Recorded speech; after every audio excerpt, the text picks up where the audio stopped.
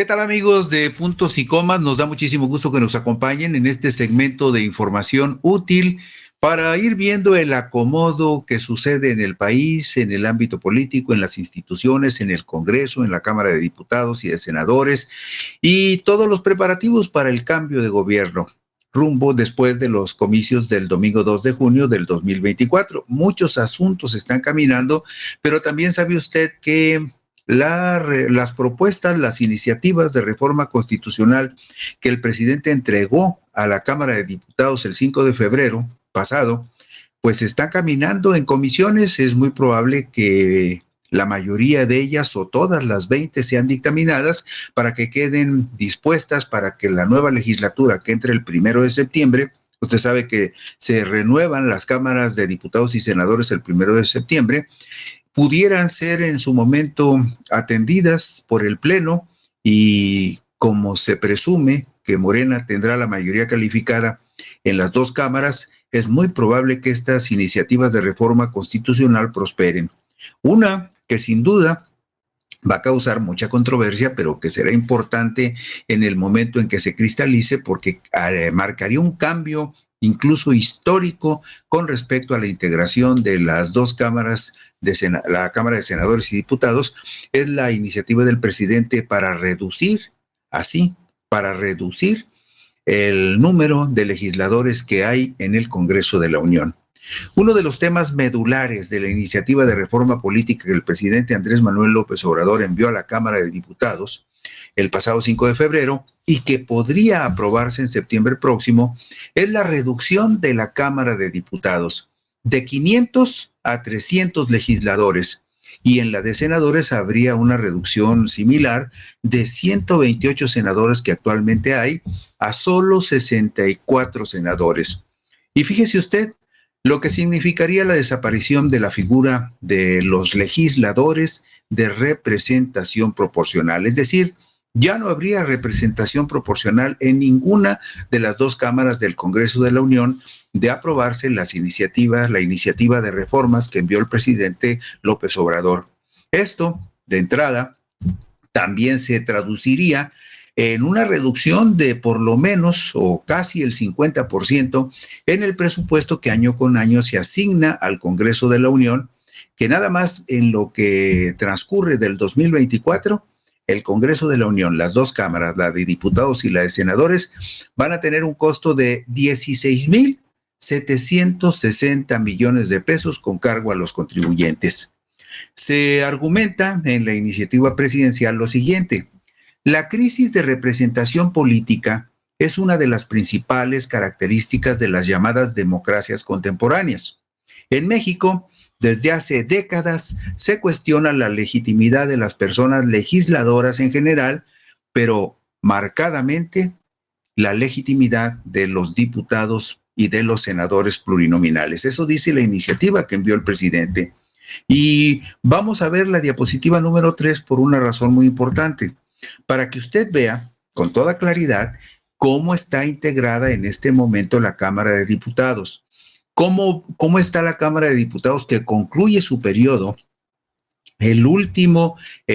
día de agosto? Esta Cámara que usted está viendo en este momento en pantalla, las fracciones legislativas que en este momento integran la Cámara de Diputados concluyen el último día de agosto, porque a partir del 1 de septiembre entran los nuevos legisladores. Y es importante notar en esta configuración de la Cámara de Diputados, la actual, la que termina en agosto, que en esta Cámara Morena tiene 201 legisladores y sus aliados del Partido Verde, el Partido Verde tiene 40 y el Partido del Trabajo tiene 33. Sumando lo que representa la coalición morenista, en este momento la coalición morenista tiene 274 legisladores, pero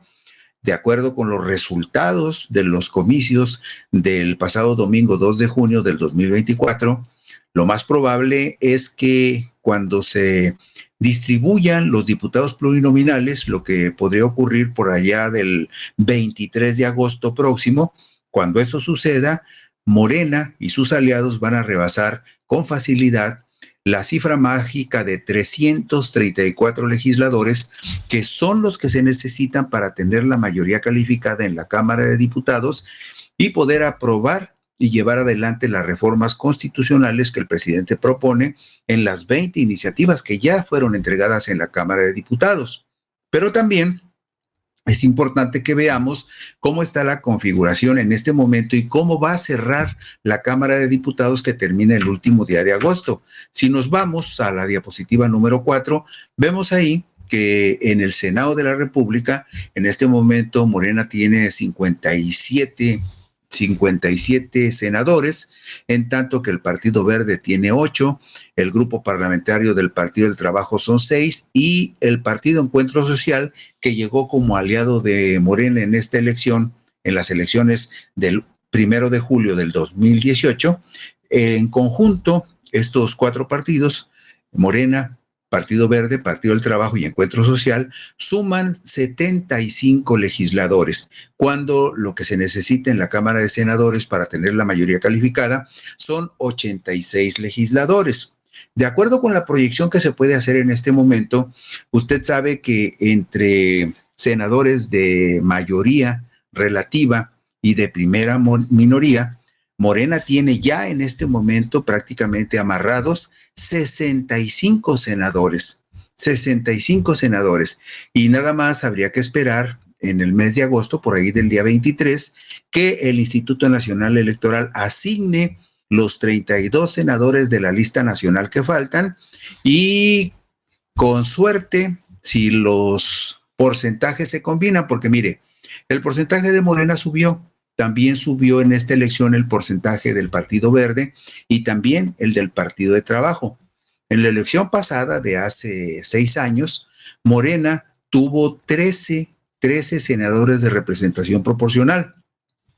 Podría tener mínimo 14, pero conciliando, digamos, el incremento que tuvo Morena y el descenso que tuvieron algunos partidos como el PRI o como el PRD, por ejemplo, el PRI se desplomó abajo del 50% en su porcentaje y el PRD prácticamente desapareció. Entonces, si Morena, por ejemplo, en la Cámara de Senadores recibiera, en lugar de 13, como hace 6 años, recibiera 16 senadores de representación proporcional, si el Partido Verde, que en la anterior elección tuvo 2 senadores y otro tuvo el Partido del Trabajo, si por ejemplo el Verde con el porcentaje muy superior que tuvo en esta elección lograra 3 senadores de representación proporcional y el Partido Verde lograra 2 senadores de representación proporcional, haga cuentas y verá usted que 65 de mayoría y de primera minoría más 21 senadores de representación proporcional, estaríamos hablando que Morena podría sumar 86 senadores, que son justamente 86 senadores los que se necesitan para hacer la mayoría calificada y aprobar reformas constitucionales. El peor escenario en estas circunstancias es que Morena, de manera individual, no alcance los 16 y se quede en 14 o 15, pero de cualquier manera significaría que Morena y sus aliados se quedarían a 1 o 2 senadores de la mayoría calificada, pero hay muchísimos senadores por ahí que probablemente mediante una buena negociación estarían dispuestos a respaldar las iniciativas de Morena, en este momento las que envió el presidente López Obrador y las que en su momento tenga que mandar o va a enviar Claudia Sheinbaum. Por lo tanto, el escenario que vemos aquí en este momento en pantalla, por mucho va a ser diferente al que veremos a partir del 1 de septiembre, donde Morena, tanto en la Cámara de Diputados como en la Cámara de Senadores, van a tener prácticamente la mayoría calificada sin mayores problemas. Y con respecto a la reducción que propone el presidente de la República, de que en la Cámara de Diputados solamente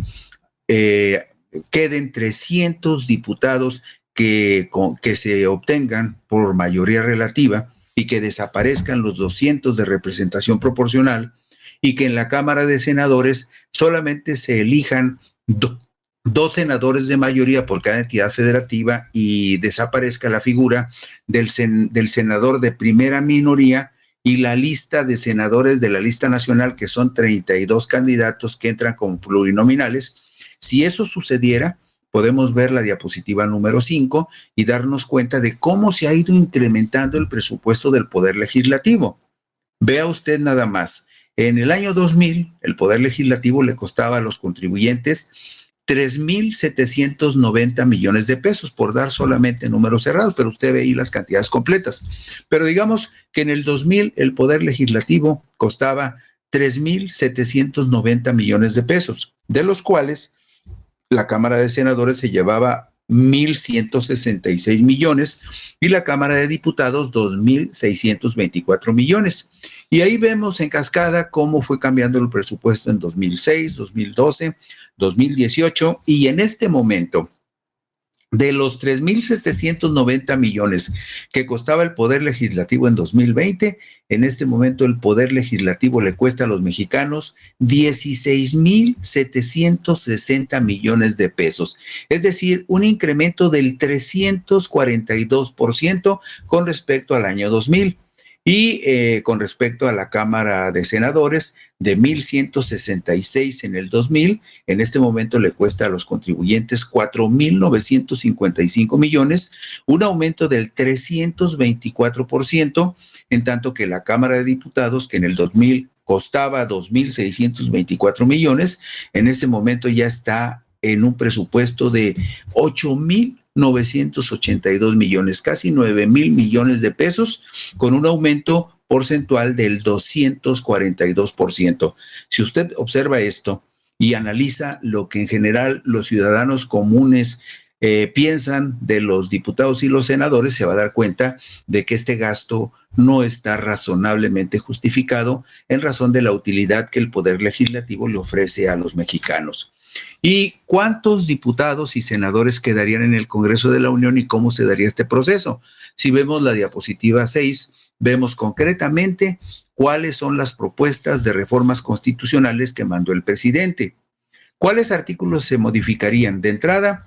el artículo 52 para establecer que la Cámara de Diputados estará integrada por 300 diputadas y diputados electos según el principio de votación de mayoría relativa mediante el sistema de distritos electorales uninominales. O sea, no cambiaría prácticamente la distribución geográfica del país, porque en este momento hay 300 distritos electorales uninominales donde se compite por las diputaciones de mayoría. Lo que desaparecerían serían las 200 diputaciones de representación proporcional que se distribuyen de acuerdo con los porcentajes que logran los partidos en cada una de las 5 circunscripciones electorales, en donde se reparten 40 diputados plurinominales en cada circunscripción. Esos desaparecerían si la reforma constitucional se aprobara. El artículo 53 dice lo siguiente: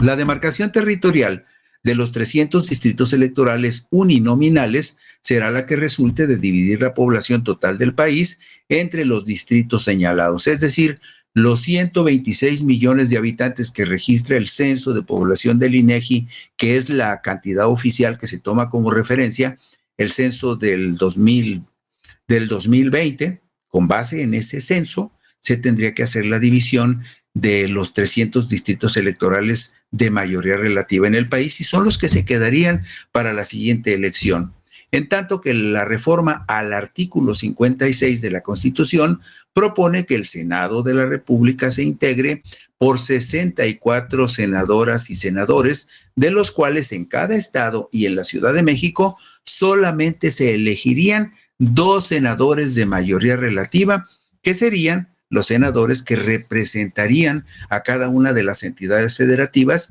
en la Cámara de Senadores y en el Congreso de la Unión. Y finalmente el artículo 116 sería modificado para establecer allí la forma como tendrían que elegirse los diputados para los congresos estatales. Por ejemplo, establece que el número de representantes en las legislaturas de los estados no podrán exceder de 15 diputaciones en aquellas entidades federativas cuya población sea menor a 1 millón de personas, y que por cada medio millón de habitantes adicional se podrá incrementar en un diputado o diputada hasta un máximo de 45 diputadas y diputados por estado. Esas son, en síntesis, las propuestas, las iniciativas de reforma que el presidente mandó a la Cámara de Diputados. Y nada más para recapitular, si vemos la diapositiva 7, ¿cómo surgieron los primeros diputados plurinominales? Para saber de dónde viene el asunto. Bueno,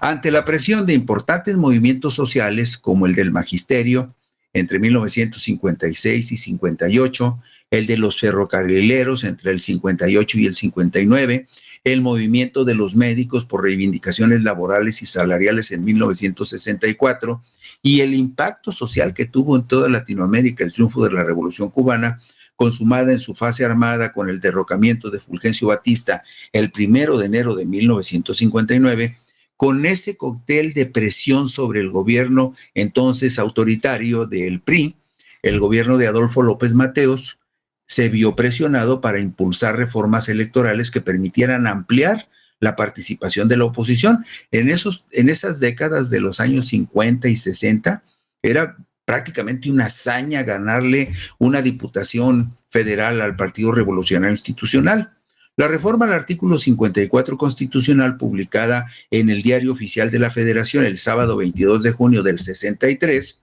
dispuso que todo partido político nacional que lograra el 2.5% de la votación total del país tendría derecho a que se le acreditaran 5 diputados de partido y uno más hasta 20 como máximo por cada medio punto porcentual de votos adicionales que los partidos lograron. Sin embargo, veamos lo que pasó en la siguiente diapositiva, en la número 8. En los siguientes 10 años era tan asfixiante el peso que tenía el PRI como partido del gobierno y la influencia y el apoyo que el gobierno de manera ilegítima le daba al PRI, que en los siguientes 10 años la oposición logró 100 diputados de partido, 10 por año en promedio, pero a los partidos de oposición les costaba trabajo hacer el porcentaje mínimo de votación de 2.5%. Ante esta situación, el presidente Luis Echeverría promovió las reformas constitucionales publicadas en el Diario Oficial de la Federación el lunes 14 de febrero de 1972 para disminuir el porcentaje de votación que se le exigía a los partidos de oposición. El porcentaje bajó de 2.5 a 1.5%, al mismo tiempo que se aumentaron las diputaciones que podían obtener los partidos de oposición al pasar de 20 a 25 curules, pero era muy difícil que un partido lograra el 2.5% de la votación teniendo encima toda la maquinaria del PRI y del gobierno juntas. Bueno, pues los primeros 100 plurinominales, ¿cuándo surgieron? En la diapositiva 9 vemos que la presencia de los diputados federales plurinominales aumentó con la reforma al artículo 52 constitucional, publicada el 6 de diciembre de 1977, siendo presidente José López Portillo y secretario de Gobernación Jesús Reyes Heroles. Allí empezó la historia, porque a partir de entonces habría en México un Congreso con 300 diputados de mayoría relativa y 100 de representación proporcional. Y luego, 9 años después, con una nueva reforma, el 15 de diciembre de 1986, siendo presidente de la República Miguel de la Madrid, se legisló para que la Cámara de Diputados Federal aumentara los plurinominales de 100 a 200, como está actualmente la Cámara, 300 de mayoría y 200 de representación proporcional. Eso empezó a operar a partir del 15 de diciembre de 1986, cuando se aprobó la reforma que promovió en su momento Miguel de la Madrid. Pero veamos la diapositiva número 11, porque el justificado recelo de la gente con respecto a diputados y senadores se corrobora cada vez que se hace una encuesta y se le pregunta a la gente qué opina de senadores y diputados federales. Y vea usted los números aquí. Esta es la encuesta nacional de cultura cívica 2020 del Instituto Nacional de Estadística y Geografía, una encuesta muy robusta con 25,113 personas hechas en domicilio cara a cara. Y cuando le preguntan a la gente, oiga, ¿y usted aprueba o no aprueba el trabajo que hacen senadores y diputados federales? Y vea usted nada más qué decepción. 2.7% dice que le tiene mucha confianza a senadores y diputados. 2.7%. Y apenas el 20.7% dice que les tiene a los diputados y senadores algo de confianza, lo cual refleja que el gasto que estamos haciendo los mexicanos en mantener una Cámara con 500 diputados y 128 senadores no se justifica cuando la gente no les tiene confianza. Y luego, los senadores de primera minoría surgieron el 3 de septiembre de 1993 durante el gobierno de Carlos Salinas de Gortari, y eso lo vemos en la diapositiva 12. ¿Por qué? Porque en los comicios del domingo 21 de agosto de 1994 fueron electos 3 senadores de mayoría relativa y 1 de primera minoría. Y fíjese usted, esta norma que cambió la configuración del Senado de la República no se había modificado desde el año de 1874, cuando fue instalado por primera vez el Senado de la República. Y finalmente, para terminar con esta historia, el jueves 22 de agosto de 1996, durante el gobierno del priista Ernesto Zedillo, el Diario Oficial de la Federación publicó una nueva reforma al artículo 56 de la Constitución, en el que se establecía una nueva conformación de la Cámara de Senadores, que estaría integrada por 128 legisladores, de los cuales en cada estado y en la Ciudad de México se elegirían 2 por el principio de mayoría relativa, como sucede actualmente. 1 de primera minoría, lo que sucedió en los comicios del 2 de junio, y además la lista nacional de 32 aspirantes a senadores que el Instituto Nacional Electoral repartirá en agosto. Entonces, esto que propone el presidente tiene un solo sentido: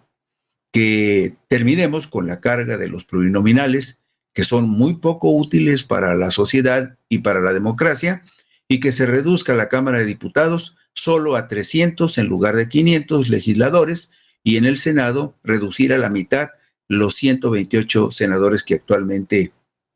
dicen que trabajan y que le sirven al pueblo de México. Con esto concluimos hoy Puntos y Comas. Mañana por aquí nos encontraremos si usted lo desea.